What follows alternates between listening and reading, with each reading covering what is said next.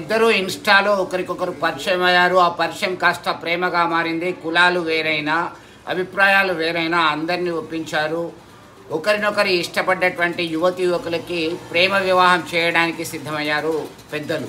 ఈ క్రమంలో పెద్దపల్లి జిల్లా గోదావరికని ప్రాంతంలో ఉన్నటువంటి గోదావరి నదిలో మహిళా స్నానం చేయడానికి వెళ్ళారు. ప్రమాదవశాత్తు ఇద్దరు గల్లంతయ్యారు. దీనిలో జాలర్లు యువకుల్ని కాపాడారు. ఆ యువతి మృతి చెందినటువంటి ఘటన పెద్దపల్లి జిల్లాలో విషాదాన్ని నిలిపింది. పెద్దపల్లి జిల్లా గోదావరికని విఠల్ నగర్కి చెందినటువంటి రవితేజ, పెద్దపల్లి ప్రాంతానికి చెందినటువంటి మౌనికలు కొంతకాలం నుంచి ప్రేమించుకున్నారు.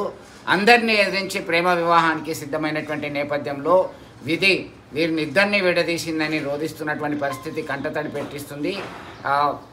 బాధితుల ఫిర్యాదు మేరకి పోలీసులు కేసు నమోదు చేసుకొని విచారణ జరుపుతున్నారు. ఏం జరిగింది, ఎలా జరిగింది, కనురెప్ప పాటులోనే ఇలా జరగడం అనేది ఏంటి అని చెప్పి శోక సముద్రంలో మునిగిపోయారు ఇరు కుటుంబాలకు సంబంధించినటువంటి వ్యక్తులు.